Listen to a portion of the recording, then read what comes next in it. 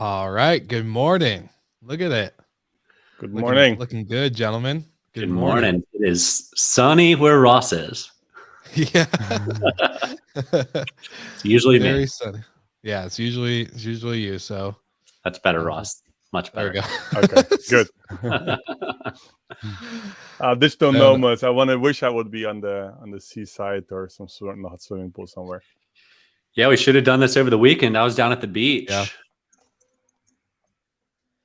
I can't say anything because I had my month in Mexico, so I think we're doing pretty good. But yeah, no, Ross, you are completely disappeared. Just an FYI. But there we go. Awesome. Well, it's a good week to have a good week. We had a really good chat last Monday. The topic of the episode, if any of our viewers or listeners didn't have the opportunity to tune in, was unpacking the buzzwords with crypto, metaverse, blockchain, NFTs, all that good stuff. We had a pretty good session. Not too bad. I think next time we'll definitely bring on some experts from like travel, connecting roads, whatever you want. But overall, really good conversation. But before we dive into everything, gentlemen, you guys good? Rocking and rolling. Good week. You guys excited for Monday? Yeah, there's a cool article about travel that came out shortly after our show, and then the price of the coin skyrocketed, and then it dipped back. But crypto it's a wild world. Very wild. Well, good stuff here. I think we're gonna jump into what's with the noise, and then we'll go to the start of the week, and then we're gonna welcome on our guest. So let's say hello to Grandma.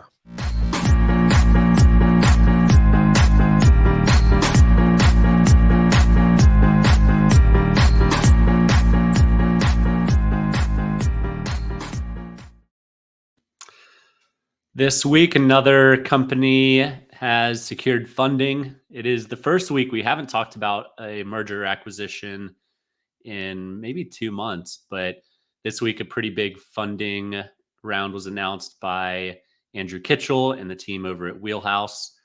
Congrats to them. I think it was $16 million. And I think the second biggest round that a vacation rental pricing company has ever had, second to Beyond Pricings several years ago. So kudos to Andrew and the team. Well done. Looking forward to seeing what you guys can do with that money.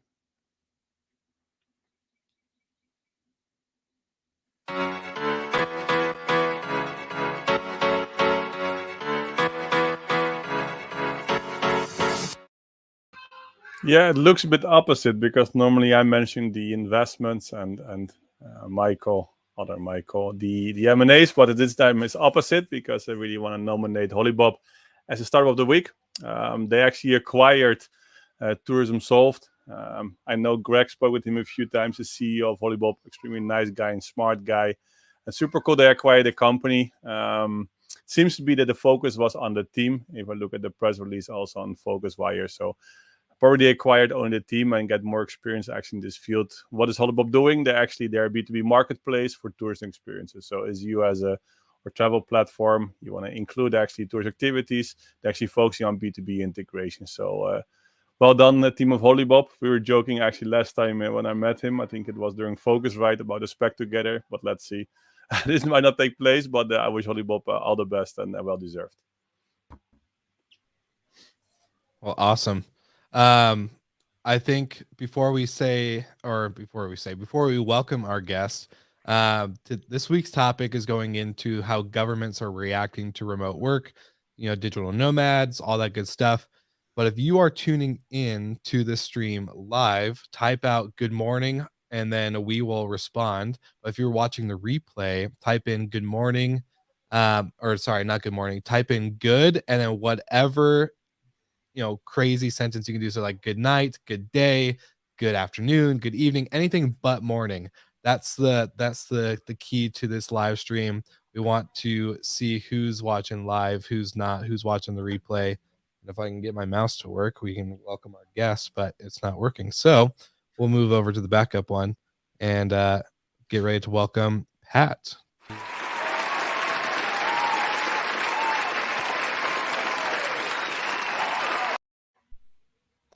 Welcome, Pat. How are you doing, my friend?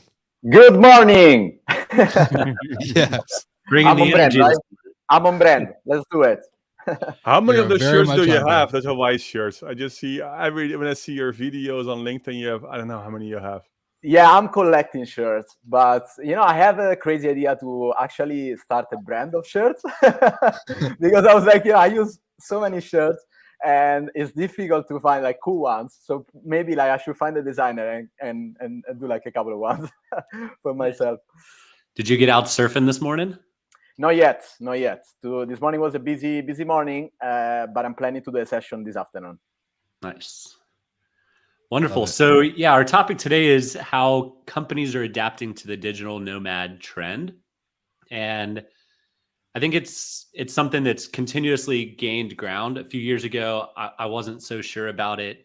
COVID happened, and now it seems like the standard and the norm.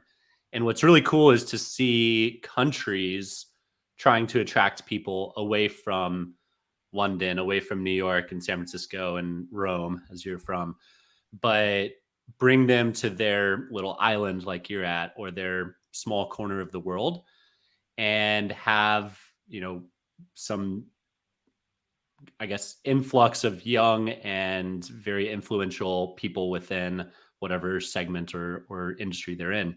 So tell us a little bit about your journey and where you are today. Awesome. So thank you so much for inviting, guys. So it's great to have this talk to you with you guys about a very important topic, which I call it revolution. It's a revolution. What's happening right now is one of the many revolutions that are in the world right now. So yeah, my journey started in 2015. So as you mentioned, I'm Italian, born and raised in Rome. I got part of my education in Italy, a part of my education in the States, in New York. And I got an opportunity to work for a startup that you all might know, especially after the last movie on Apple TV, which is called WeWork, and the movie is called We Crash. So I joined the company back in 2015. I was one of the first employees in the international team. We were 250 Americans and 3 internationals. And as a European, the company sent me to Europe, and they say, okay, go to Europe and replicate everything that we have here in the US, which by the time was just 25 buildings across maybe like 5 or 6 different cities. So just do the same in Europe. And they sent me like with 2 days notice to Europe, and I started operations. I started like running super fast. And I I started also like adapting to change many apartments and many hotels and moving fast and moving often between different cities in Europe. So I wasn't a digital nomad by the time, but I was like becoming a digital nomad without knowing. And by the time we're talking about 2015, the word digital nomad, the term digital nomad, was not really popular, was not sexy at all. There was probably a few like maybe like a couple of millions like in the world, like traveling and being nomadic.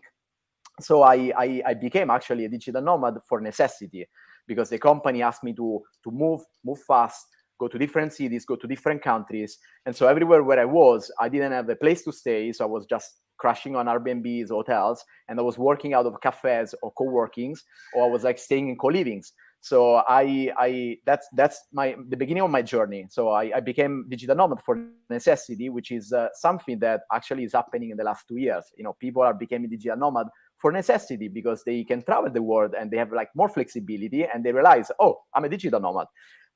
So which is a cool part.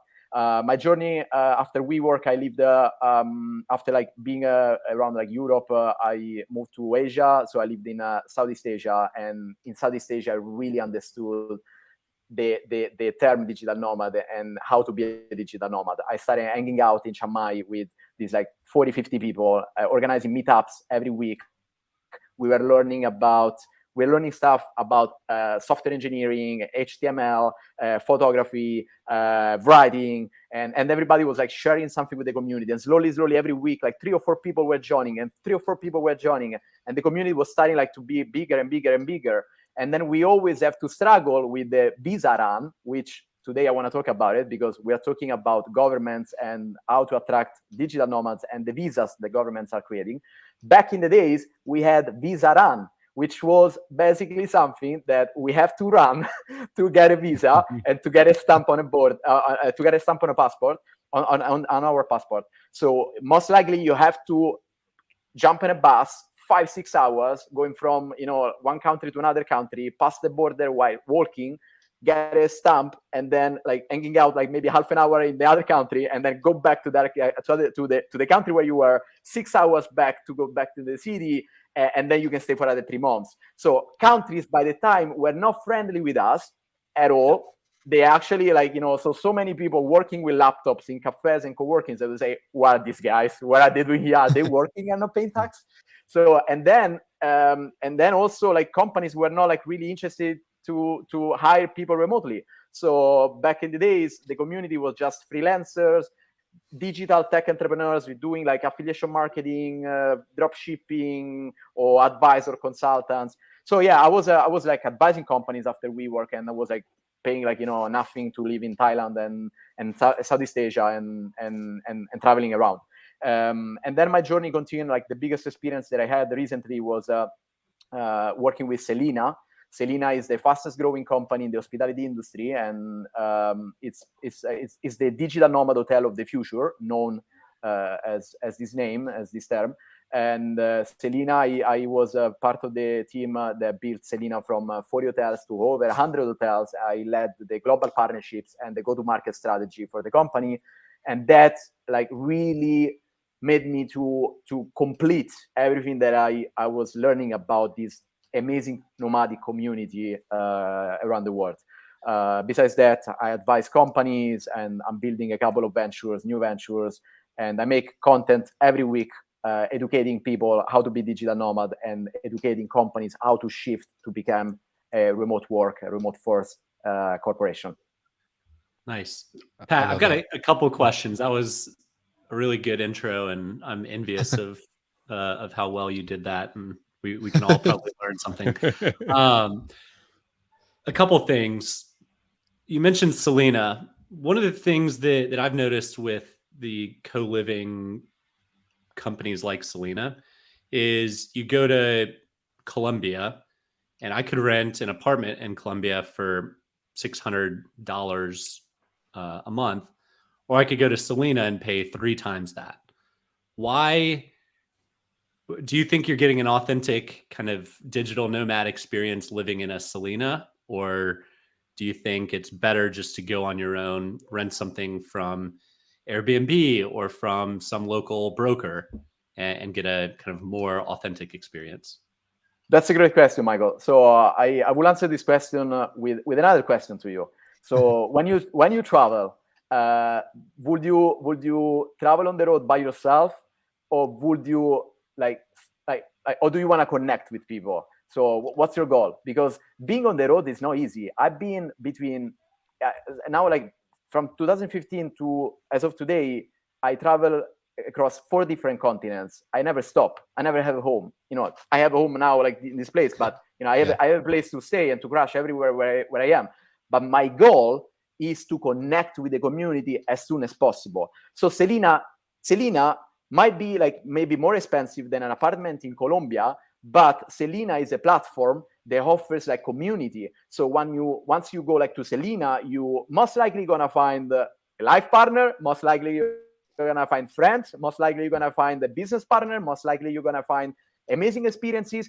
People today are craving for experience. Like, we want to buy experience. We don't want to buy like a bucket list travel where I go and then I just visit. I want to have an experience. I want to meet people, especially after these 2 years. So what Selina offers different products. So you can stay actually at Selina even in a dorm, which might be less expensive than an apartment in Colombia if you stay in the dorm. And the dorm is not a bad experience because like you can have like dorm for 4-6 people, and then you hang out with these people and it's cool. And then Selina has different products. So the dorm, the room without bathroom, the room with the bathroom, which is a standard, and then it goes up to loft and suite, which is more expensive. But Selina is I think the secret of Selina is a global platform So everywhere you go, it's a standardized customer experience where you land in a place, you feel safe, especially Latin America. And don't forget, like it's also a good platform for women that travel alone, and they feel safe. They just say, hey, I go to Selena because I feel safe there. And also is a place to connect and to get experience. So that's what I would say. Well, Pat, can I ask you a question on because we're talking about price points, and I didn't travel between 4 different continents at all, but I was in Mexico for a month in March, and for my kind of like mindset when it comes to either digital nomadship or just travel in general, I'm going to pay for more comfort. So whether like I don't know, do you see that a lot with a lot of travelers that you're connecting with in the world, that they're willing to pay a little bit more just to have that comfortable experience, but then also to be kind of embedded in that community aspect? Because when I was in Mexico, like I definitely walked away with a couple lessons. Like one, I definitely can't solo travel. Like I definitely need to be with like a small group of friends or at least another person, because it's just my personality. But two, I was like in the local heart of Cancun. So like there was no really digital nomad community there. It was very much people that were born and raised. So I was definitely willing to go, after learning that, like pay a little bit more to get in front of that community that is traveling and kind of around that comfortable, maybe like, I don't know, situation. So do you see that the same with any, people that you're meeting while you're traveling as well? Yeah, absolutely. I think it's a great point. I remember back in the days when I moved to Thailand, I rented this apartment that was cost like, I think it was around like $450 per month. And my new friends, digital nomads, they were there in Chiang Mai with me. They were giving me a hard time. They say, "Oh man, you're too fancy." I was like, "I'm too fancy." I like $450 per month. I'm too fancy. I was like questioning that. I was like, I'm not like the right digital nomad. And these people were living in a small room, paying like $150 per month. And then the same thing was like going to the restaurant. I didn't want to get sick. I want to get like a good meal and not get sick, which is easy like to get in Southeast Asia. So I was okay. I want to go like to a restaurant, a vegan restaurant that I pay like maybe $5 per meal. And my friends were paying like $1.50 like per meal, and they were giving me a hard time. And I was like, I don't understand. So now to answer your question, back in the days, we used to be freelancers. We used to be like digital tech entrepreneurs of drop shipping, like new platform, new marketplaces. So the volume and the cash, like and the income that you can make was definitely different from the income that you can make today. That we have like more opportunities. We have opportunities working for American companies that pay us an American salary, but we can travel wherever in the world, and we can stay in Mexico, which is quite like less expensive than the US. And so I want to have like a more comfortable life. Why not, right? So that makes like your decision. And also today there is crypto, and I remember back in the days, like the traders, like some digital nomads were traders, but they were trading like stock. They were trading like shares. So today, like many digital nomads, they trade crypto. So it's a new volume and new opportunity, new income opportunity for all of these guys. So to finish, to answer the question is, it doesn't matter like if you want to be comfortable or not comfortable, because like there are some people that travel maybe 365 days per year. They make like like a normal salary, and it's not like they have an American salary or whatever, like a corporation salary, an executive salary. So these people, they probably plan for the long term, and so they decide to go like cheaper. But if you travel, if you're a remote worker, that you say, hey, I have flexibility for 2-3 months per year to travel wherever I want, why not going like comfortable, having like an experience? So obviously like mixing with the local community, having an amazing experience. So not going like to the one and only in Baja California. I don't know if the remote workers can, will do that. But why not? Why not? I think comfort is important when you travel. Well, I remember when the pandemic started, some employees were asking, can I just go somewhere else for a few months? And I remember that we had some issues by, for example, tax regulations and everything there, right? So I think it's also a bit to the topic of today is like, you said, okay, it can work for American companies, but of course you have to be registered somewhere. You have to pay your taxes somewhere. So do you see this? How does it work for you? You paying your tax? I don't know if you. I hope you pay tax. If not, also fine. It's up to you. But this is, of course, it is challenging, right? Okay, where do you pay your taxes? If you're staying longer for a certain time, do you see some regulations there, some difficulties there in being a nomad? So let's get deep in the topic. So I'm in Barbados now. So I'm in Barbados. Barbados is an island in the Caribbean. Beautiful island. Like I love it. I love it. I love it. It's amazing what these guys did to promote this island. And Barbados was one of the first countries in the world that promoted a digital nomad visa. So a visa called the welcome stamp for remote workers and digital nomads.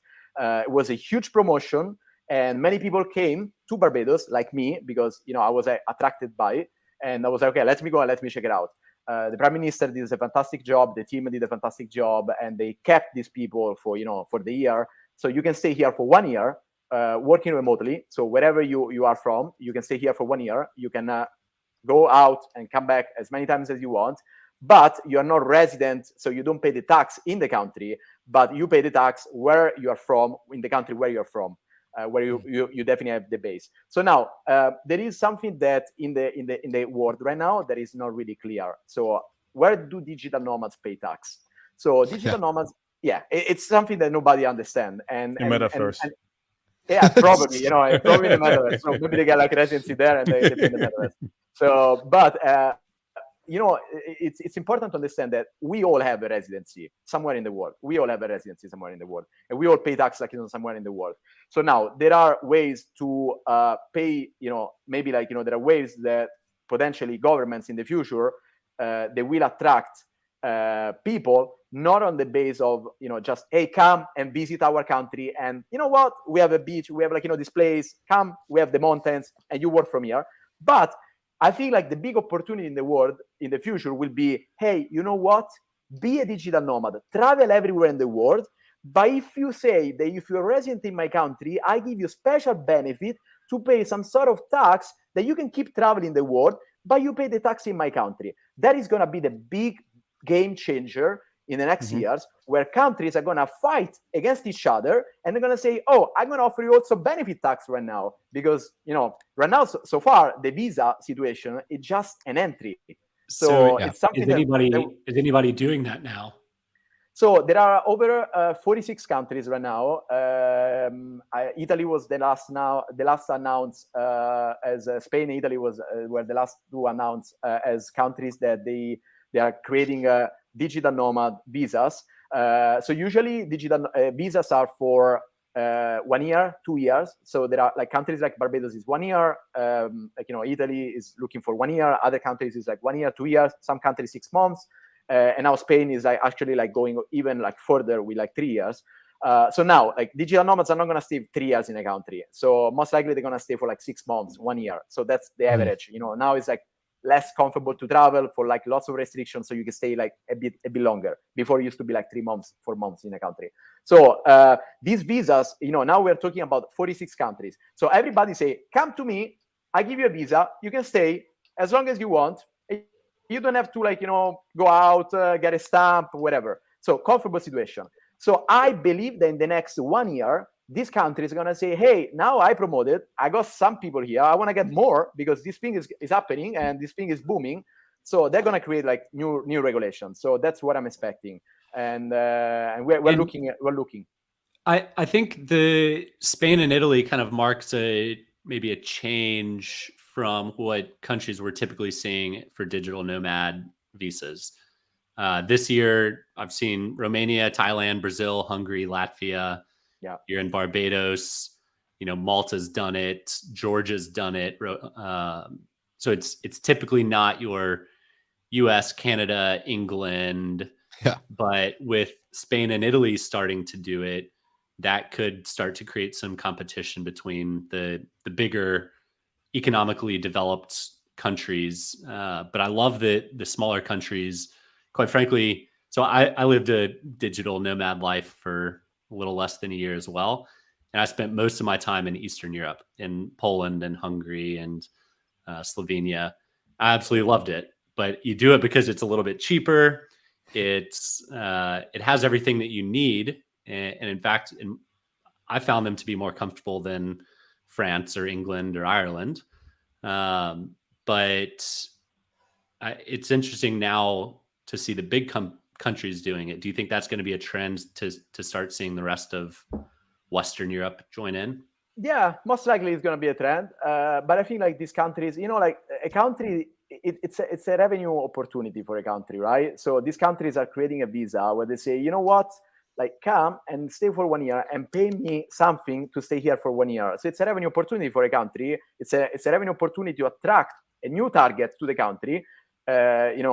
These big countries, they have tourism. They have different kind of tourism. They have like family tourism. They have business tourism. They have young generation tourism. They have, senior tourism.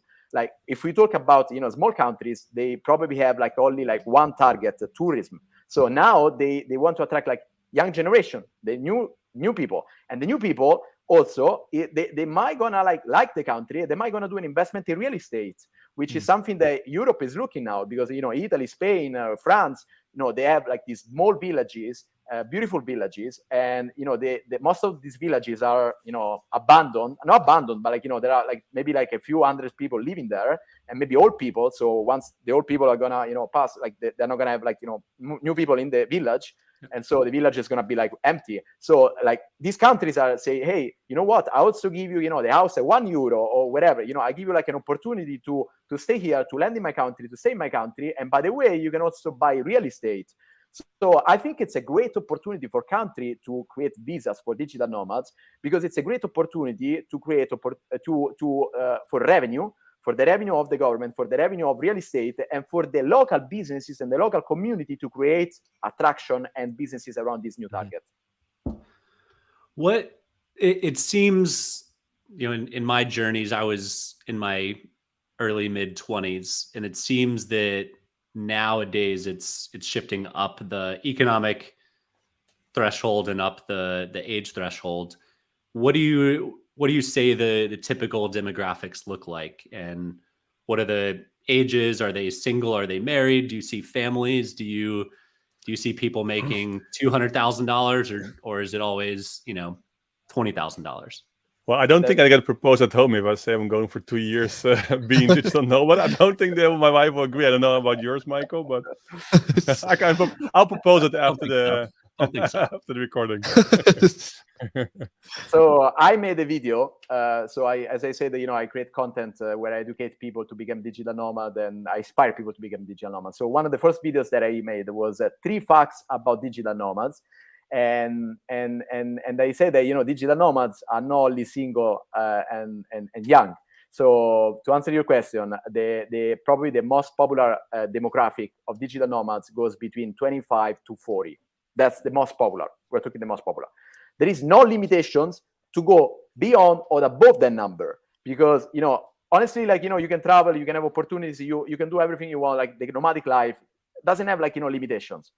Now, the only thing that people think is, oh, I got 2 kids, and I'm not gonna travel because it's difficult to travel. So there are many families actually traveling the world and living the nomadic living the nomadic life, and there are many couples. So like nomads are not only single, like there are many couples that travel together and many families that travel together. So one of the biggest problems the families are thinking is, how do I educate my kids? Because if I travel within like 6 months, 1 year, like how do I educate my kids? So there must be some new venture, and if I work on something, I'll let you know in the next months. But I'm thinking something. But there must be something about creating like a global school where people, where kids of nomads can land wherever in the world and can study. Digital, yes, because they need like education, but also social, because kids need like socialize with other kids. So there must be like some project like that. If somebody is listening to us, needs to create it, or I'm gonna create it, or we are gonna create it together. But it's an opportunity, and that makes like the target to go also like over like not only young and couples, but also like families, and not only like 25 to 40, but also like older people like than 40. And about like the income, there is not really an income. So I feel like digital nomads maybe like makes around like 50,000 per year, $50,000 per year. They can make like 30,000 per year, and they can still like travel the world. Or they can make $100,000 per year, and they can have like maybe like a more comfortable nomadic life. And today, like many companies are giving a fully like remote 100% policy. So that means that digital nomads can be having like a very comfortable life, having an income from a corporation in the States or Europe or whatever. Yep. Yeah. And is it typically jobs that you can work any hours, or are people waking up at 4 a.m. and working until noon and then going out and surfing? So, so pay yourself before everything and everybody else. That's my mantra. So I always surf before everything that I do in my day to pay myself and to be ready and focused for the day. But so it's literally like there are people that, like, for example, a country like Barbados. Barbados has such an amazing time zone. Like you can work. I'm in the same time zone with New York right now. I'm a couple of hours from LA and San Francisco, from West Coast. 1 hour like from Panama, and 4 or 5 hours from Europe and the UK. So it's a perfect time zone. So digital nomads always look for the best country where they have the best time zone, and when they say, okay, I'm gonna work hard, but digital nomads work hard. It's not like vacation. So they work hard. Yeah. People like they work very hard because they have to make income every month. And They also have to work a little bit harder to get through like all the travel agendas and flights and trains and buses or whatever they have to organize the whole schedule, like changing apartments, everything. And they don't have an assistant, so they have to do everything by themselves. Plus, they have to make money because they are freelancers or they are tech entrepreneurs. Yeah. So they have really to push hard. So, but to answer your question I think it's a way of understanding where is your target customer. So if your company is based in the US and the company wants you to work in the same time zone, where should you go? Mexico, Panama, Latin America, or Caribbean islands, wherever, it's perfect. But if you are a freelancer, if you are an entrepreneur, you can go wherever you want because you can work at your schedule. And yes, digital nomads work even like early morning, because I saw some people working from here, with a welcome stamp. They actually work for the UK companies and they have to wake up at 5 a.m. in the morning. But they love it because then they wake up at 5 a.m. in the morning, and then by 2 p.m., 3 p.m. they're free and they go surfing and they go crazy on the beach. So it's good. So it's really matter of deciding where is your business, where is your target customer. Makes sense. Totally love it. Well, I'm going to propose it after this recording, especially when this is school. But that's a good point. It's the schooling part, and this is something, of course, we're discussing sometimes. If you're going to move to different places, even temporarily, for example, it's still, of course, a challenge with school is there, right? So if there's a solution for this, I think it could work. But no, super interesting. Well, Michael's about to start his. I have one more question, and we're getting close to time. You've mentioned several times digital nomad and remote work. Is there a difference? Absolutely. There is a difference. And I made another video. I don't want to promote my videos, but I think, it's important to educate people. So what are the three? There are differences between digital nomads and remote workers. So first difference, digital nomad doesn't have a base. He's a person that travels the world, doesn't have a base, and keep traveling. Remote worker is a person that has maybe 1 month, 2 months, 3 months or more flexibility to work remote by the policy of the company, and they decide to do that maybe close to the country where they are, or maybe they go from the other part of the world and then they go back, but they stay only for limited time. Now the second main difference is, I always say digital nomads have no possessions. They live a very minimal life. The most important possessions for people like us are passport, laptop, and carry-on bag. That's it. You don't want to have other stuff. Do digital nomads look down upon remote workers? No. Actually, no. Actually, they're both connected, because remote workers most likely will become digital nomads, because it's it's a test of freedom, guys. It's a test of freedom. It's what is creating the revolution right now in the world. If you see the articles every day, there are so many companies that say, hey, please come back to the office. Okay, perfect. I go back to the office because, my companies asked me to go back to the office after 1 year, 1.5 years, 2 years of remote life. So I have to go back because I want to keep the job. But now I go back to the office. I open my Instagram profile and I see Johnny, I see Jessica, I see Mike, I see Pat, traveling and posting pictures everywhere in the world. They're working remotely. I say, I was like this. Why I'm stuck in the office right now and I have to pay $3,000, $4,000 per month of rent to be 20 minutes, 30 minutes because I don't want to commute. I want to live that life. And that's going to create the revolution, because people are going to just say, I'm going to quit. That's it. So more companies are going to go remote and they're going to say, okay, you know what? 100% remote. Come to work for me. And then people are going to say, okay, you know, I was a remote worker. Now I can be a digital nomad. That's the attraction. I want to be digital nomad for like 1 year, 2 years, 3 years. I saw people like having the best time of their life once they started traveling and became a digital nomad. It's an opportunity to see the world while you travel. It's the best opportunity ever. You can meet people. You can meet like a life partner. You can meet like the local community everywhere. You can learn languages. It's an amazing opportunity. And I really, really inspire everyone to try it. So go for the 1 month and try. Go to the 2 months and try, and then go crazy. We'll do. I'm going to make sure my wife watches this one too. First thing, like, you know, maybe the apartment that I don't know if you own or rent the apartment, but that can be like, you know, one possession. So, you know, digital nomads, digital nomads usually, like, you know, if we own an apartment, we rent it out, or if we rent something, we quit the lease and then we go to the nomadic life. Yeah. I've always been in the travel industry because I've enjoyed travel and it gets paid for by the companies I work for, right? Yeah. But that's just the next level of travel. I guess I still have one more question. We could probably have you on for another. Let's do it. I love it.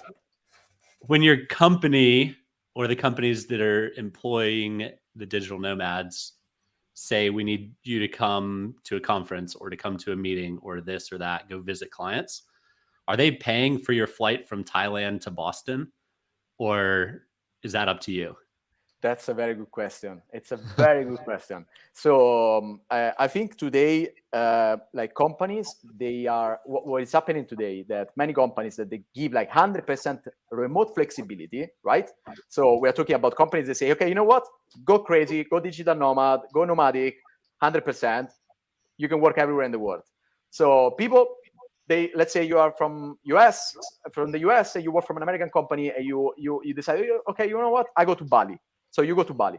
Then the company that does this is also saving money in real estate, because they used to have a building with 4, 5, 6 different floors, and now they're just gonna get like maybe 1 floor, or maybe they're gonna rent like a space in a co-working, and they say, you know what? Every time you have to go back to New York, you just like, you know, land in the 1 floor. We work all together because we're not gonna be like packed.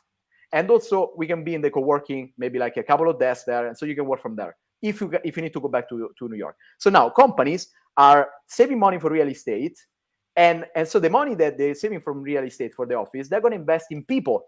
So they have more cash, more money to invest in people, more money to invest in corporate retreats. So they say, you know what, guys, you are everywhere in the world. At least every 2 months, I bring you like in a place which is central for everybody, and then I do an offsite, which is another great opportunity for business, corporate offsite. So everybody, I think we brought that up. I think we brought that up a couple weeks ago. Yeah, it's a great opportunity. So they're gonna bring people together in a place, and people are gonna do like teamwork. They're gonna connect, and they're gonna build culture, because that's the biggest problem for companies. They have to keep culture and build culture, especially with the new employees that they hire while they are nomadic, while they are remote. So now, to answer your question, so if the company is going to get these people to the location, they're going to have budget, because before they used to have budget to let these people go and meet clients and travel and stay in the hotel. Now they don't have to pay anything else. They don't have to pay like, you know, any other benefits. They only they say, you know what? I really need you in the office in New York. I'll pay the flight, you know, I'll pay the flight. I don't mind. So that's what I think right now with a couple of companies that I advise or that I work with. So they say, you know what, just come. I pay the flight, but you know, I'm saving lots of money. So you know, it's okay to pay like 1 flight every like 3-4 months. Nice.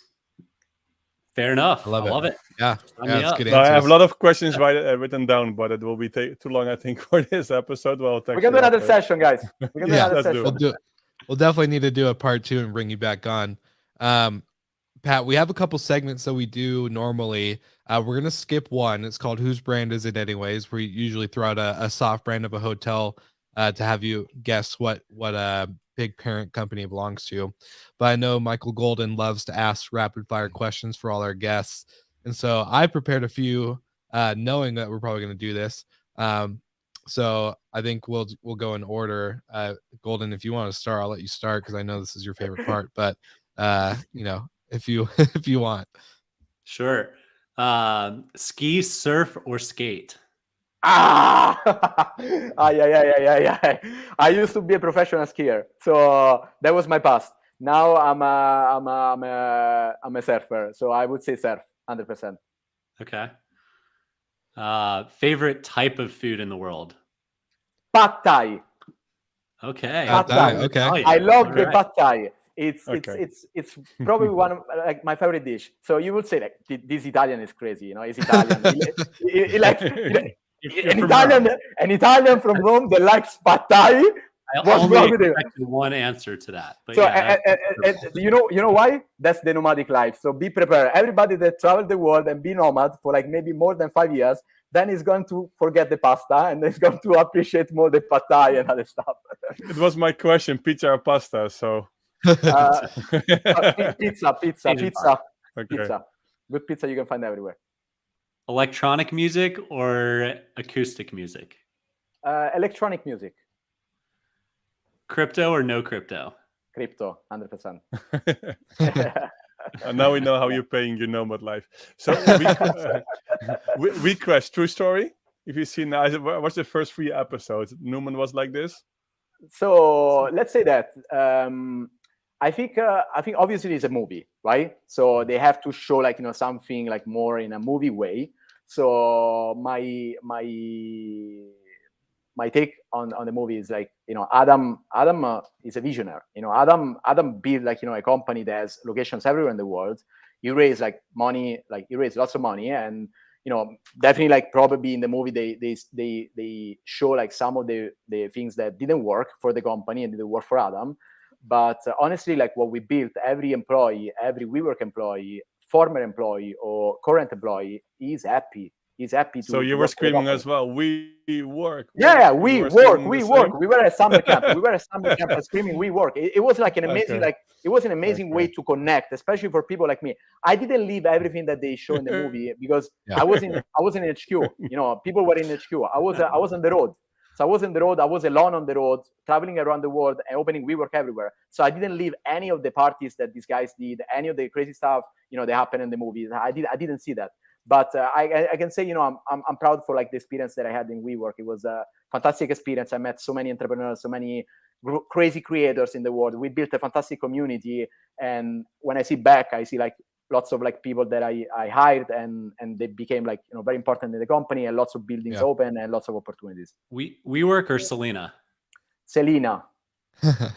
Selena changed my life again, and I actually travel Latin America thanks to Selena. I live in Barbados thanks to Selena, and I started like surfing more aggressively thanks to Selena, and I really understood the nomadic life thanks to Selena. It was a fantastic experience. I worked for the company for 2 years. I'm still like in contact with Rafi and the other guys that work at Selena, and potentially, hopefully, like working together in some other projects. But it's amazing. So I think Selena.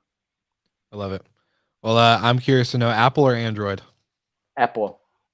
Okay, perfect. Yes. I used to be Android. Plane, you used to be Android. Okay, you came over to the dark side then. Exactly. Good. Car, plane, or train for travel? Or foot. Or boat. Or foot. I think. Honestly, plane has always been like the fastest way for me to get to the cities, to get to countries everywhere where I was. But I always enjoy like a ride on a car, and maybe if it's also electric car, even better. Like moving a lot. We also part of consuming lots of energy, and I think like if we move in a different way, in a sustainable way, if I can get a car and it's a green car, electric car, besides like instead of like getting a flight, I would love it. Awesome, for sure. Well, that was all my rapid fire questions. I the rest kind of pertain to the other one was like truck, car, or motorcycle, but that's kind of like the same thing. But anyways, all good. Awesome, yeah. Pat, I wanted to say thank you so much for not having oh my gosh, this energy drink is like kicking in at the same time. So I'm like, but for joining us on the show. That's why it's there. No, I wish one day we'll get them. But no, seriously, Pat, thank you so much for joining us on such short notice. You brought in a ton of knowledge, and obviously, I know you said you didn't want to promote your videos, but we're gonna plug your videos in the show notes because I feel like it's that important. It helps relate to the topic for everyone understanding and listening to this conversation. And hit us with that number of countries that have the visas again. Yeah, so I would say it's between 45 to 50 right now. But I can give you, like, I'm making a video next week about the visas and countries. So I'm still doing research. It's really like, every week, month, there is a new country. And also there are some countries that are not really digital nomad visas, but they used to have these visas and now they call it digital nomad visas. So, but I would say it's between 45 to 50. Awesome. Perfect. Well, thanks for joining. Guys, thank Thank you you, so Pat. much. It was great to connect with you, and amazing opportunity to speak about this amazing revolution of nomadic and remote work. Yes, we'll definitely have you in for a part 2. Definitely a part 2 coming. Awesome. Thank you so very much. excited. Thank you, guys.